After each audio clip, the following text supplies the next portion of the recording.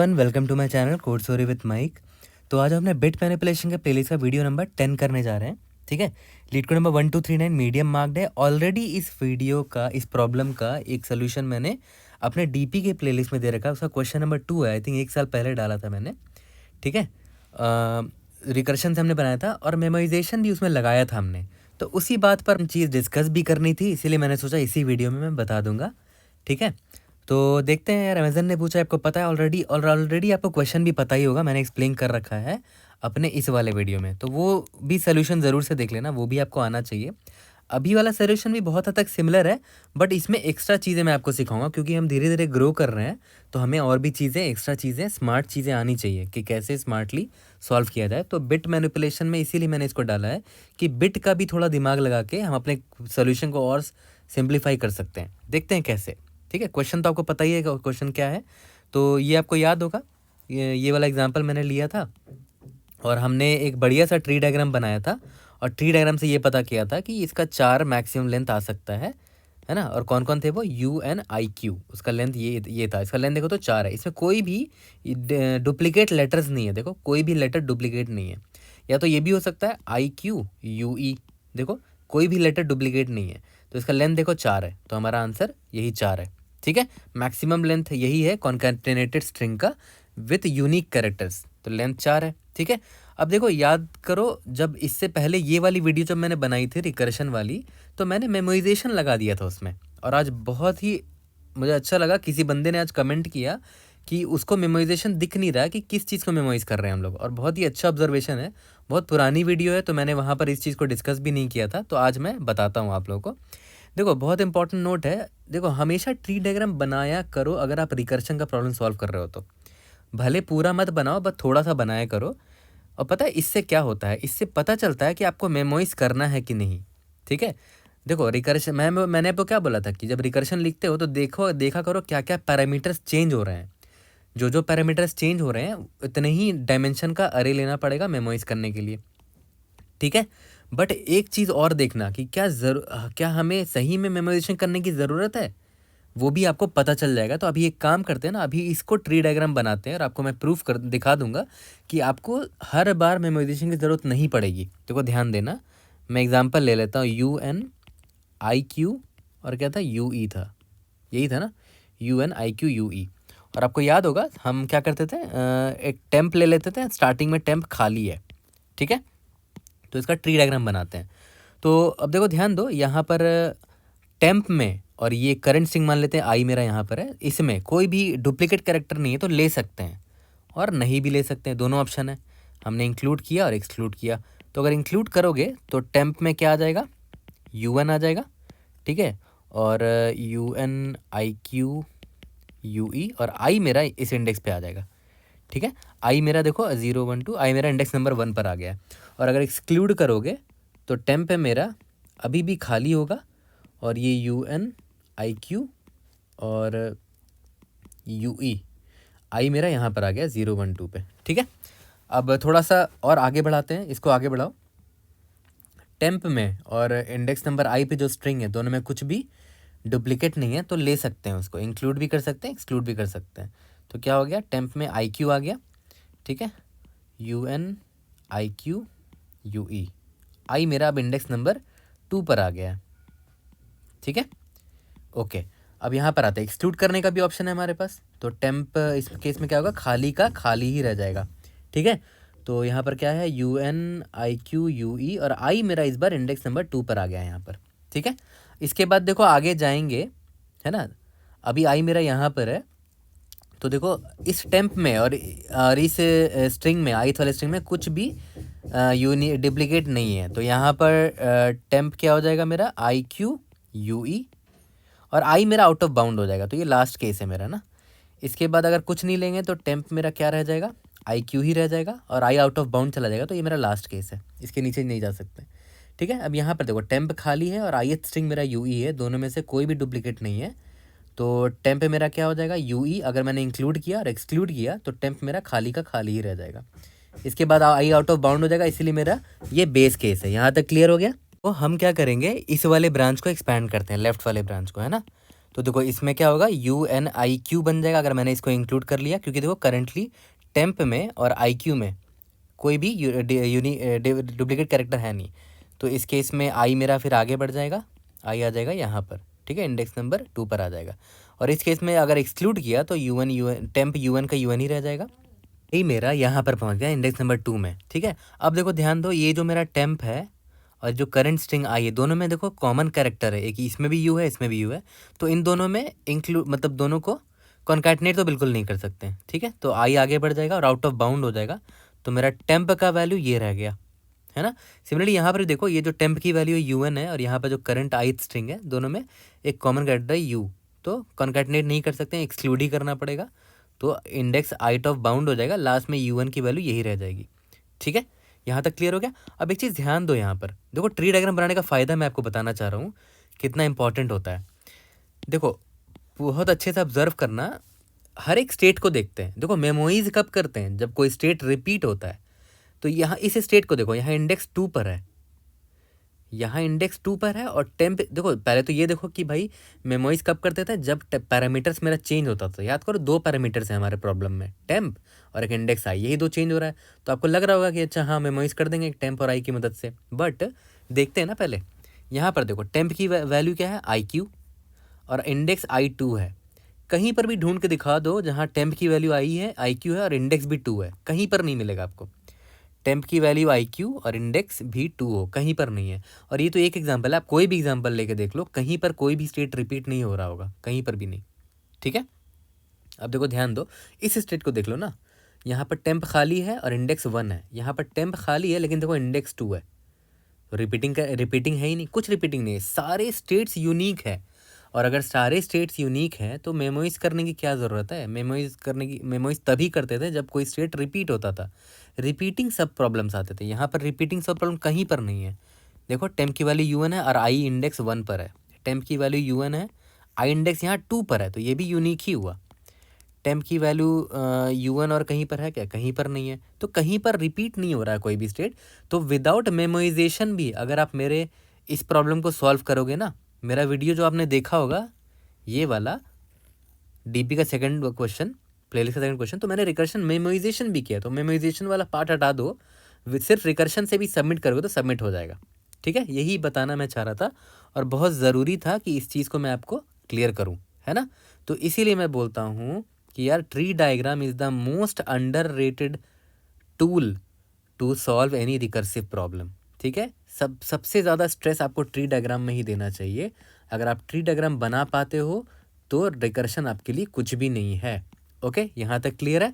अब आगे बढ़ते हैं कि आज मैंने बिट मैनिपुलेशन पे इस क्वेश्चन को डिस्कस करने की बात की है, तो बिट का क्या काम है यहाँ पर, कैसे हमारे प्रॉब्लम को और वो आसान कर सकता है, वो हम देखेंगे। आगे बढ़ते हैं और इस एग्जाम्पल पर ध्यान दो। ये मैंने आपको पहले ही बताया था कि याद करो क्वेश्चन में दे रखा है ना कि कॉन्कैटिनेट करने पर जो स्ट्रिंग आपकी बनती है उसमें एक भी डुप्लीकेट कैरेक्टर नहीं होने चाहिए।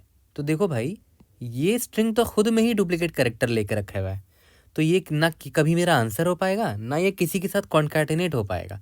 क्यों? क्योंकि इसमें खुद में ही डुप्लीकेट कैरेक्टर है, तो इसकी तो ज़िंदगी ऐसी ही ख़त्म है। डुप्लीकेट कैरेक्टर को हमको लेना ही नहीं है, तो ये कभी किसी के साथ कॉन्कैटिनेट करने से मेरा फ़ायदा ही नहीं है। डुप्लीकेट कैरेक्टर, इसको भी देखो, ये तो खुद में डुप्लीकेट कैरेक्टर है इसमें, तो इसको भी मैं इग्नोर मार दूंगा, ठीक है।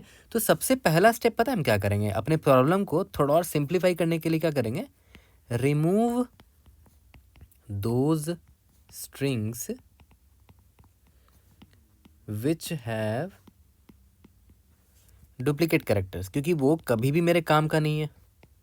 ये तो आपको समझ में आ गया होगा, लॉजिकल सी बात थी, क्योंकि ये किसी के साथ भी कॉन्कैटिनेट करे, इसमें खुद में ही डुप्लीकेट कैरेक्टर है, तो ये हमारे कंडीशन को सेटिस्फाई कर ही नहीं रहा है, इसमें यूनिक कैरेक्टर है ही नहीं, ठीक है। तो सबसे पहले हम क्या करेंगे ना, मेरा जो भी मेरा एग्जाम्पल होगा उसमें से हम उन कैरेक्टर्स को हटा देंगे। जैसे मान लेते हैं AA है, उन स्ट्रिंग को हटा देंगे, ये BB है, ये CE है, ये UN है, एंड सो ऑन, ठीक है। तो उनको तो पहले ही हटा देंगे जिसमें यूनिक कैरेक्टर हो, तो इसको पहले ही डिलीट मार दूंगा मैं, इसको ही पहले डिलीट मार दूंगा, ठीक है। बचे बाकी ये दोनों, तो इन दोनों से मैं निकाल के ले आऊँगा कितना मेरा मैक्सिमम लेंथ आता है कॉन्कैटिनेटेड स्ट्रिंग का।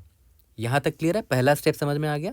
तो आते हैं बहुत ज़रूरी एक पार्ट पर जो कि काफ़ी आपको स्मार्ट सोल्यूशन निकालने में हेल्प करेगा। देखो सबसे पहले तो मैंने बोला था ना कि इन दोनों को रिजेक्ट कर दिया, क्यों? क्योंकि इसमें खुद में ही डुप्लीकेट लेटर्स है। अब बचे कौन कौन?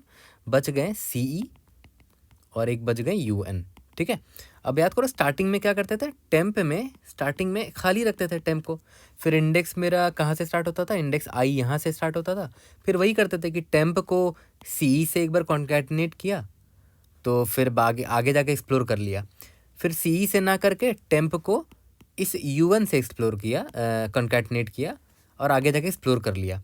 लेकिन ध्यान दो, कॉन्कैटिनेट कब कर पा रहे हैं? जब टेम्प में और इस करंट स्ट्रिंग में, ith स्ट्रिंग में कुछ यूनिक डुप्लीकेट कैरेक्टर नहीं होना चाहिए, ठीक है। अभी तो टेम्प खाली है, बट हो सकता है फ्यूचर में टेम्प में और भी कैरेक्टर्स हों, तब हम तभी कॉन्कैटिनेट कर सकते हैं जब दोनों में एक भी unique character, sorry duplicate character नहीं होना चाहिए दोनों में, ठीक है। ये चीज़ क्लियर हो गया। अब देखो ध्यान दो, तो ये जो चेक करने वाला झंझट है ना, चेकिंग डुप्लीकेट कैरेक्टर्स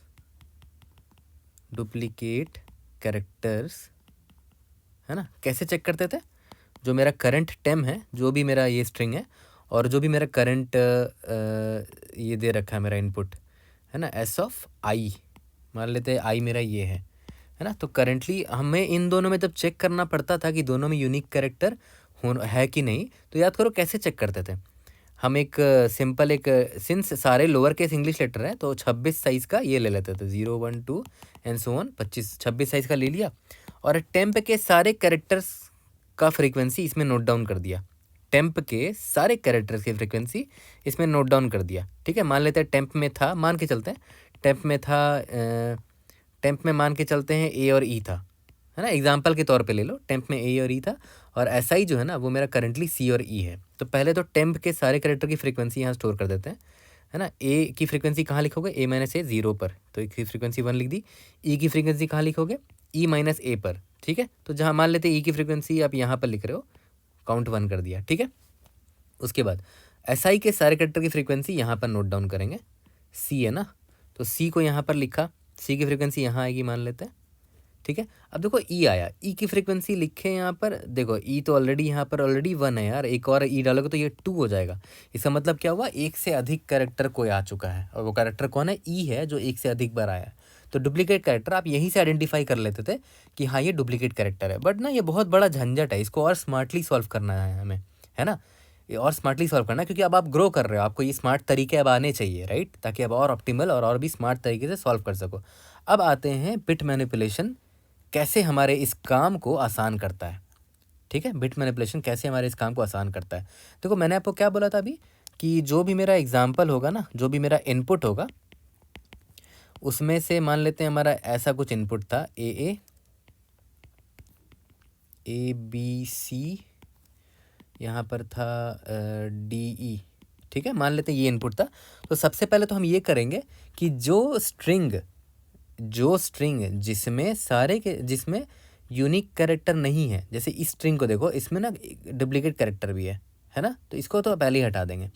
चाहे ये ऐसा भी होता ना, ABA भी होता, तब भी इसको हटा देता। क्यों? क्योंकि देखो A रिपीट हो रहा है ना, यूनिक कैरेक्टर हमें चाहिए। तो हमने क्या किया, इसको हटा दिया, पहले ही हटा दिया। तो बच गए हमारे पास क्या?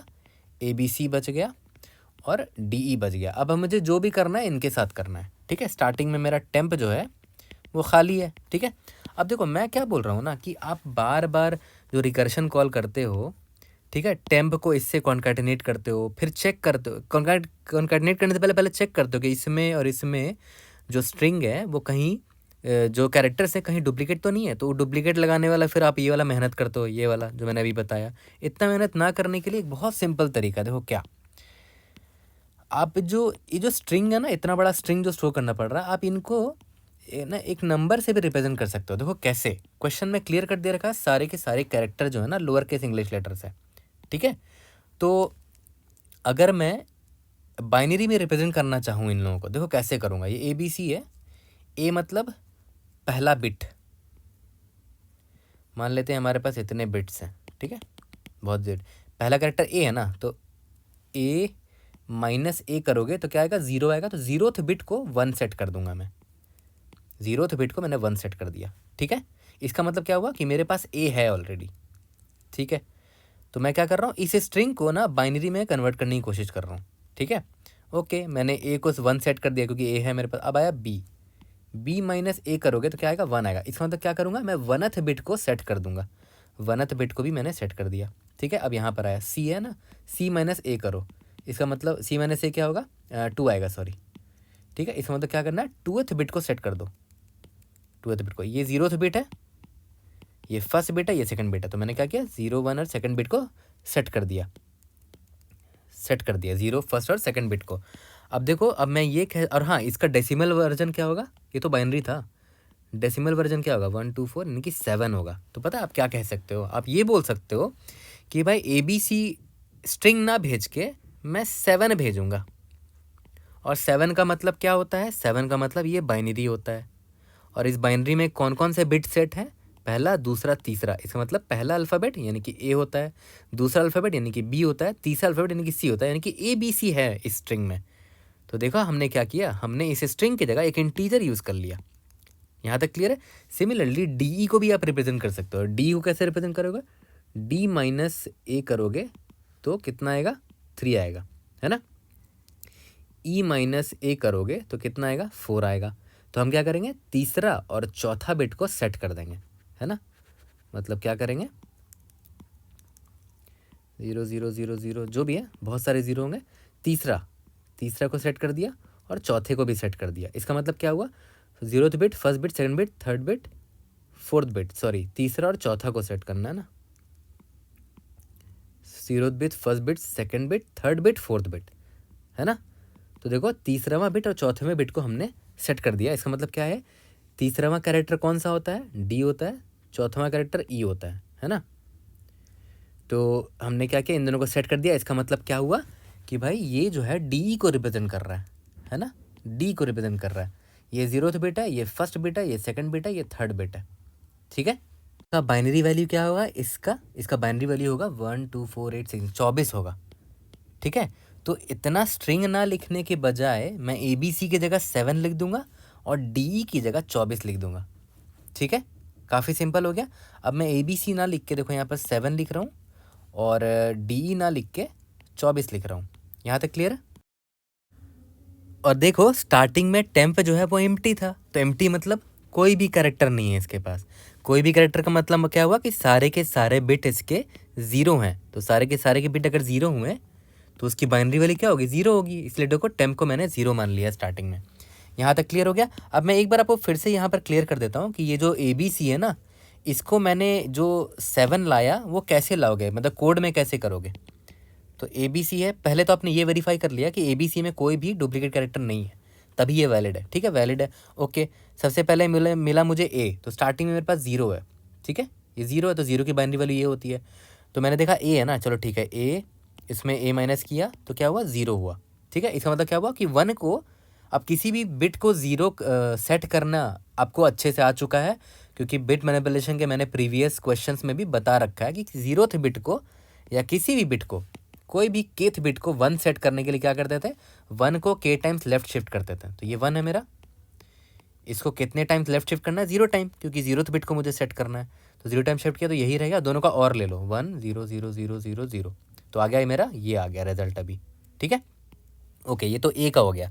अब आती है बारी B की, तो B माइनस A करेंगे तो कितना आएगा, 1 आएगा। इसका मतलब क्या हुआ कि फर्स्ट बिट को मुझे 1 सेट करना है। तो फर्स्ट बिट को सेट 1 करने के लिए क्या करेंगे, 1 को लेफ्ट शिफ्ट 1 टाइम करेंगे, एक फर्स्ट बिट को शिफ्ट करना है ना। तो 1 लो और उसको 1 से लेफ्ट शिफ्ट मारो, तो 1 से लेफ्ट शिफ्ट मारोगे तो 1 आ जाएगा, 0 ऐसे आ जाएगा। अब इन दोनों का जोर ले लो, सॉरी और ले लो, 1 1 आ गया, 0 0 0 0, ठीक है। अब मेरा फाइनल रिजल्ट ये है।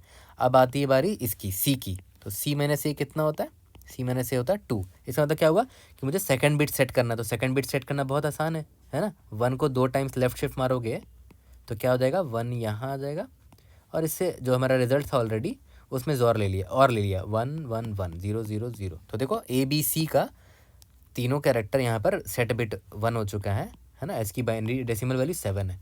यहाँ तक क्लियर है, ये तो आप कर ही लोगे, ठीक है। तो हम यहाँ तक पहुँच चुके हैं कि टेम्प हमारा 0 होगा और हमारा जो इनपुट है वो 7 और 24 होगा।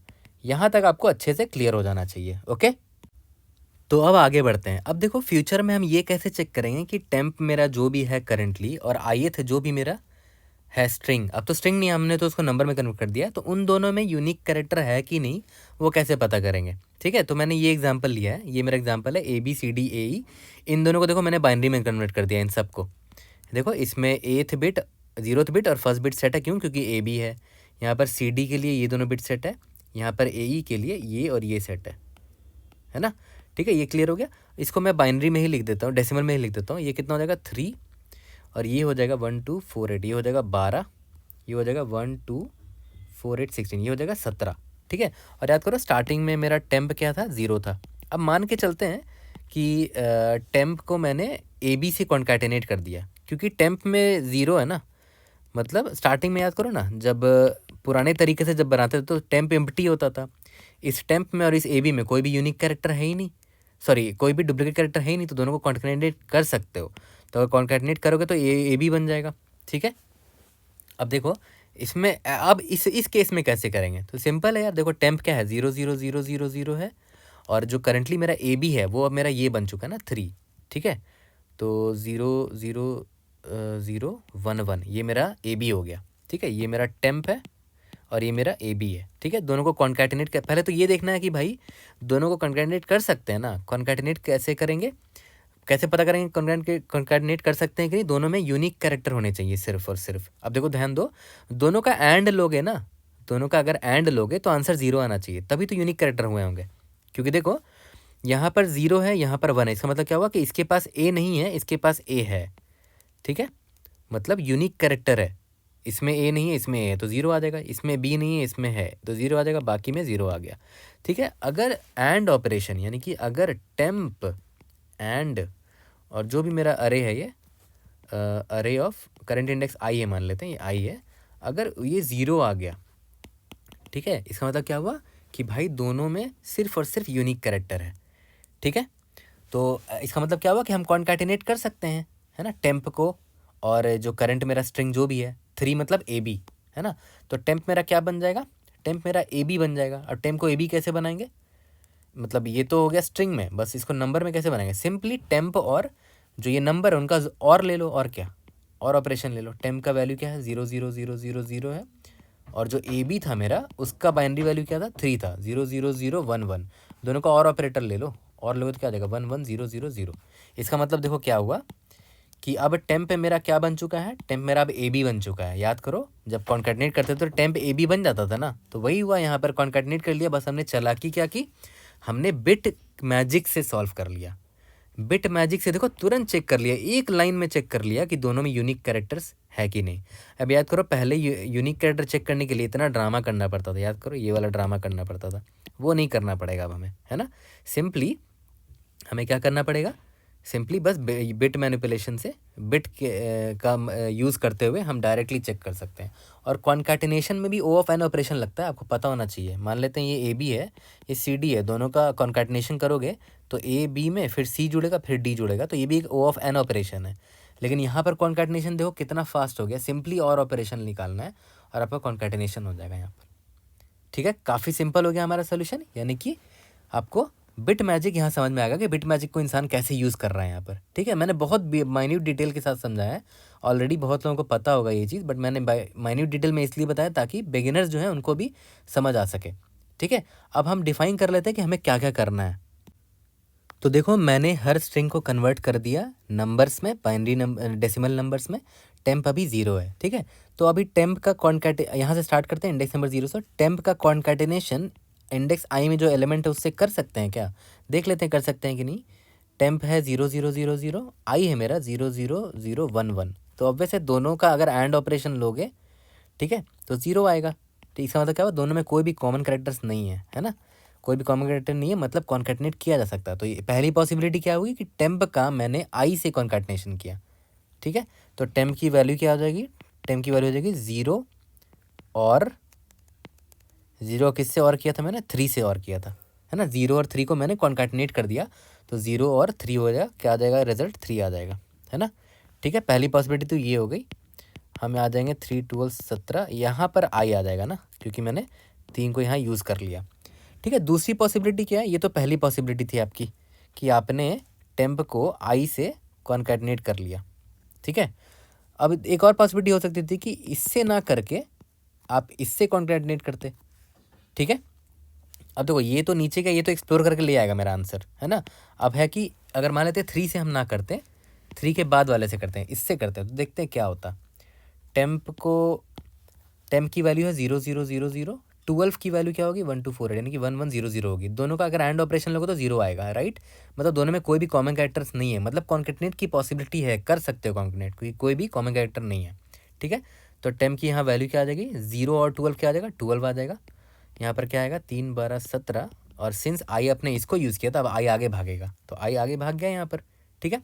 एक और पॉसिबिलिटी क्या है कि आपने इसको भी ना लिया होता और आपने टेम्प का कॉन्कैटिनेशन इससे चेक किया होता, इससे, तो इस केस में क्या होता देखते हैं, कॉन्कैटिनेट हो भी पाता है कि नहीं। 0 है टेम्प, 17 है ना मेरा, 1 17 का क्या था याद है, 1 0 0 1 1 0 0 1, ठीक है। तो ये हो गया मेरा 17। तो अब देखो ध्यान दो, ये टेम्प 0 है और इन दोनों में कोई भी कॉमन कैरेक्टर नहीं है, राइट, कोई भी कॉमन कैरेक्टर नहीं है। तो देखो एंड ऑपरेशन भी देखो 0 आ रहा है, 0 आ रहा है मतलब कर सकते हैं। तो टेम्प मेरा यहाँ पर क्या हो गया देखो, तो टेम्प मेरा हो गया 17, और यहाँ पर 3 12 17 हो गया। अब देखो आई मैंने इसको यूज़ किया था ना, अब आई जब आगे भागेगा तो आई यहाँ आ जाएगा, आउट ऑफ बाउंड हो गया, ठीक है। तो ये केस तो यहीं पर ख़त्म हो गया, इतना ही आएगा, ठीक है। अब इन दोनों का देख लेते हैं एक्सप्लोर करके, तो आप इसको एक्सप्लोर कर लेना खुद से, मैं इसको एक्सप्लोर करके आपको दिखा देता हूँ, ठीक है। देखो यहाँ पर देखो 12 और 17 है ना, ठीक है। तो टेम्प 12 है और करंट ith एलिमेंट मेरा 17 है, तो 12 मैं लिख देता हूँ एक बार,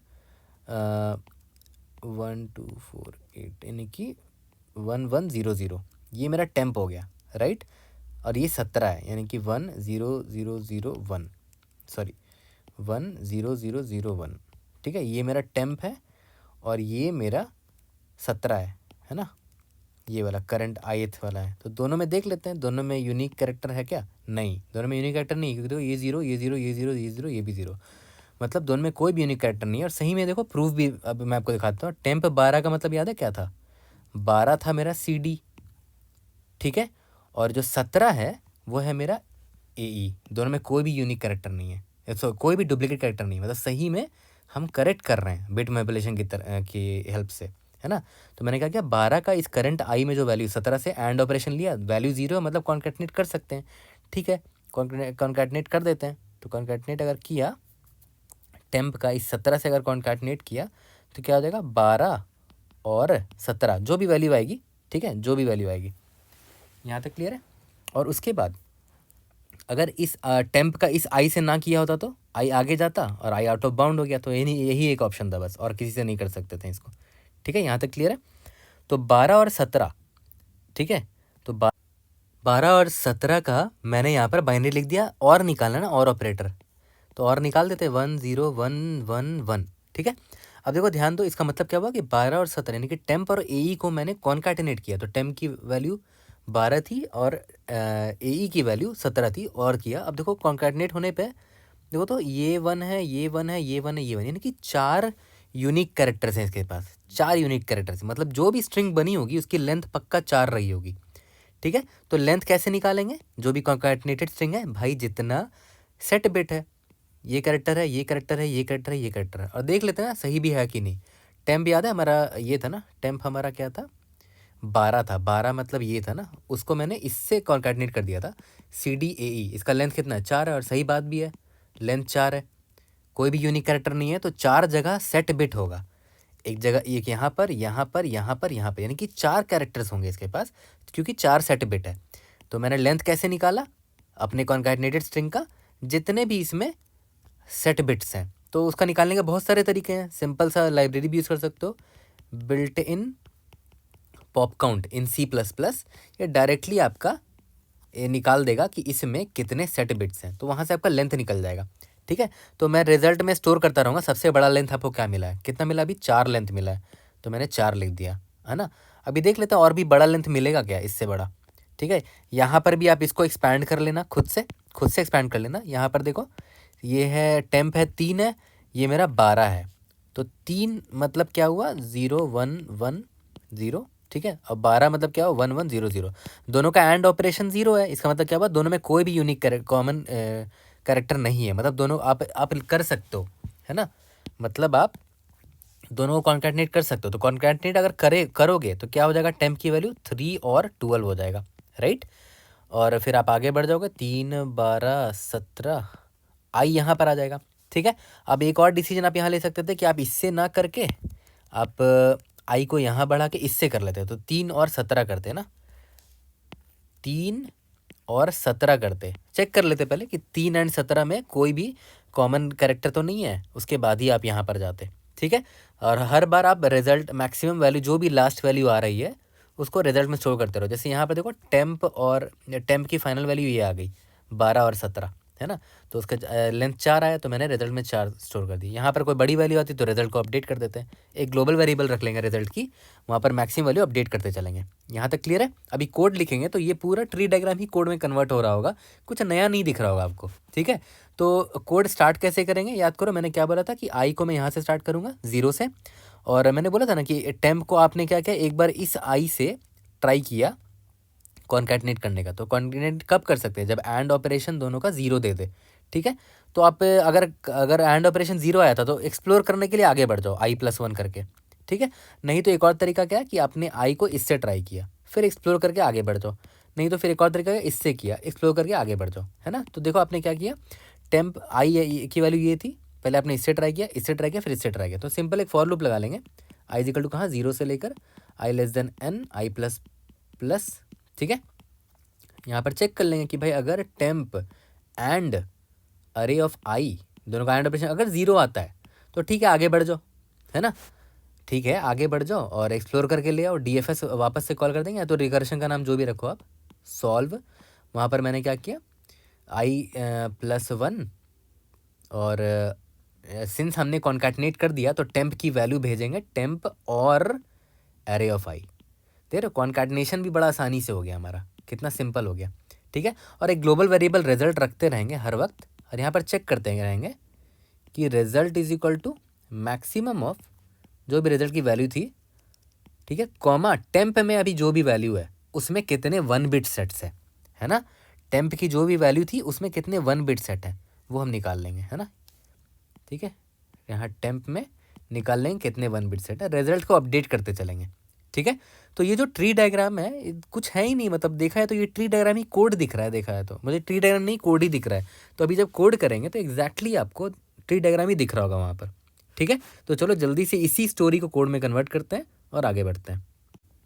तो मैंने क्या बोला था, सबसे पहले मैं क्या करूँगा कि अरे से उन लोगों को हटा दूंगा जिसमें यूनिक कैरेक्टर्स नहीं है, डुप्लीकेट कैरेक्टर्स एक भी होंगे तो उनको हटा दूंगा, ठीक है। तो मैं यहाँ पर एक ले लेता हूँ vector of int unique character, char बोल लो स्ट्रिंग्स, ठीक है। और मैंने वेक्टर ऑफ इंट क्यों लिया, याद करो मैंने क्या बोला था कि मैं हर स्ट्रिंग को इंटीजर में कन्वर्ट कर दूंगा, राइट। ठीक है, अब स्टार्ट करते हैं, एक एक स्ट्रिंग को के पास जाते हैं, स्ट्रिंग एंड SINARR, ठीक है, हर एक स्ट्रिंग के पास गए। अब ये चेक करना है कि इस स्ट्रिंग में सारे के सारे यूनिक कैरेक्टर्स है कि नहीं। तो एक तो बड़ा सिंपल तरीका ये है कि आप इनके सारे कैरेक्टर को, है ना, एक सेट में डाल लो, begin of S end of S। इसमें इसकी मदद से क्या होगा पता है, इस S में जितने भी कैरेक्टर्स है वो अनऑर्डर्ड सेट में चले गए, ठीक है।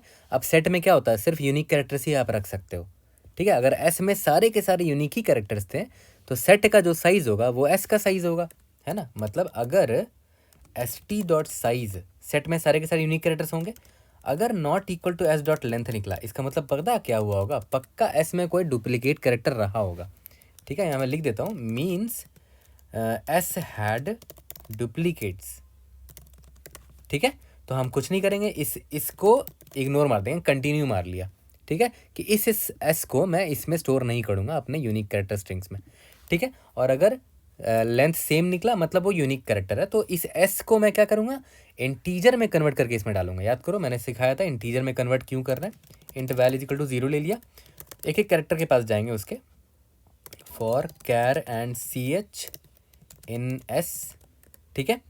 याद करो कैसे निकालते थे, value is equal to value का और ले लिया, किससे, CH - A टाइम्स शिफ्ट कर दो 1 को, लेफ़्ट शिफ्ट, ठीक है, इससे और ले लिया, ओके।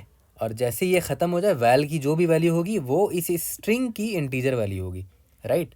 तो हम क्या करेंगे, इसमें उसको डाल देंगे यूनिक कैरेक्टर में, पुश बैक करके क्या डाल दिया, इस वैल को डाल दिया। यहाँ तक क्लियर है? ये चीज़ आपको क्लियर होनी चाहिए। देखो CH माइनस ए है ना, तो उस बिट को मुझे सेट करना है, तो मैंने क्या किया, 1 को लेफ्ट साइड शिफ्ट मारा इतने टाइम्स, CH माइनस ए टाइम्स, और वैल से जोर ले लिया, तो क्या हो जाएगा कि वो मेरा वो वाले बिट को सेट कर देगा, ठीक है, कि मेरे पास ये वाला कैरेक्टर है, सेट बिट हो गया वो, ठीक है। यहाँ तक तो सब समझ में आ गया होगा। तो हमने क्या किया ना, अभी तक हमने अपना यूनिक कैरेक्टर वाले स्ट्रिंग्स को तैयार कर लिया है ना। ये यूनिक कैरेक्टर वाले स्ट्रिंग्स मेरे तैयार हो गए हैं, लेकिन मैंने उनको इंटीजर के फॉर्म में स्टोर किया है, ठीक है। Int result is equal to 0 ले लेते हैं। मैंने क्या बोला, एक रिकर्शन कॉल करूँगा मैं, इंडेक्स नंबर 0 से स्टार्ट करेंगे, ठीक है। और याद करो स्टार्टिंग में मेरा टेम्प जो था उसमें एम्प्टी स्ट्रिंग थी, एम्प्टी स्ट्रिंग मतलब 0 वैल्यू, ठीक है। तो टेम्प भी 0 डाल दिया, ठीक है, टेम्प। और रिजल्ट को भेजते रहेंगे, बाई रेफरेंस रिजल्ट को भेजेंगे, ताकि मैं रिजल्ट को अपडेट करता रहूँ, और यूनिक कैरेक्टर स्ट्रिंग को भी पास करते रहेंगे। और जब जैसे ही मैं रिटर्न करूँगा, रिजल्ट को रिटर्न कर दूंगा यहाँ से, ठीक है। अब आते हैं अपने रिकर्सिव फंक्शन में, जो कि बिल्कुल ट्री डायग्राम है और कुछ नहीं, ठीक है। वॉइड सॉल्व इंट IDX, ठीक है। इंट टेम्प की वैल्यू क्या थी, जो भी थी, int and result. By reference क्यों भेज रहे हैं, ताकि रिजल्ट अपडेट हो तो रिफ्लेक्ट हो जाए वो यहाँ पर भी, उसी को मुझे रिटर्न भी तो करना है, ठीक है। उसके बाद क्या पास कर रहे हैं, vector of int unique strings को पास कर रहे हैं, ठीक है। सारे यूनिक स्ट्रिंग मेरे इसमें हैं, यूनिक कैरेक्टर वाले स्ट्रिंग है ये सब, ठीक है। और मैंने स्टार्टिंग में ही बोल दिया था कि result is equal to maximum of result की जो भी वैल्यू है, और कॉन्कैटिनेटेड स्ट्रिंग का करंट लेंथ क्या है, जो टेम्प में जितने भी सेट बिट हैं वही लेंथ होगा मेरा। तो underscore built in underscore pop count, ये क्या करेगा, टेम्प में जितने भी सेट बिट है उसका काउंट निकाल के दे देगा, तो वही मेरे कॉन्कैटिनेटेड स्ट्रिंग का लेंथ होगा। तो रिजल्ट में मैंने स्टोर कर दिया जो भी मैक्सिमम होगा, ठीक है। अब देखो मैंने क्या बोला था कि करंट जो टेम्प है उसको मैं int I is equal to IDX से करूँ, या I लेस देन, यहाँ तक जाते हैं, डॉट साइज, एक एक करके सबके साथ करेंगे, I प्लस प्लस। यहाँ तक क्लियर है? एक एक करके सबके साथ कॉन्कैटिनेट करने की कोशिश करेंगे ना, इसीलिए फॉर लूप लगा दिया। एक बार IDX के साथ करेंगे, फिर I प्लस प्लस होगा तो उसके साथ करेंगे, I प्लस प्लस होगा तो उसके साथ करेंगे, ट्राई मारते जाएंगे। लेकिन सबसे पहले ये चेक कर लेंगे कि टेम्प जो है करंट इंडेक्स I में जो भी स्ट्रिंग है उसके साथ कॉन्कैटिनेट हो सकता है। कब होगा, जब दोनों का and operator 0 they they. I में जो भी है इन दोनों का एंड ऑपरेटर लिया, अगर वो 0 के बराबर आ जाता है तभी मैं कर पाऊंगा।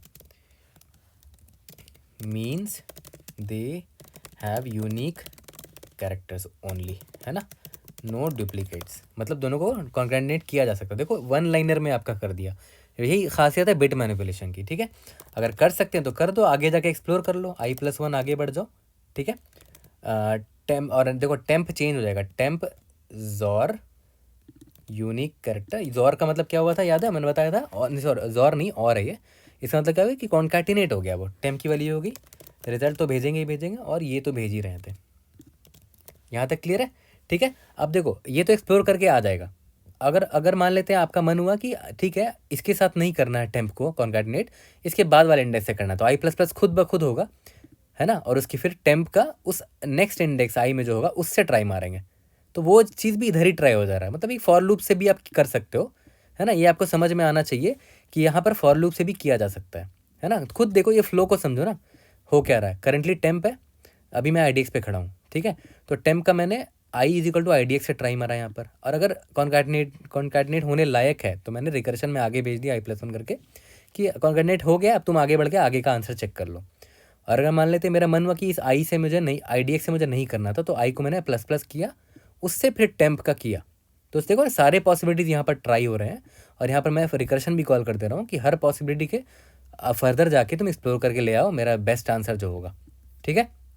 रन करके देखते हैं, और इसका टाइम कॉम्प्लेक्सिटी क्या होगा खुद सोचो। मेमोइज तो करना है नहीं क्योंकि कोई भी स्टेट रिपीट नहीं हो रहा है, ठीक है।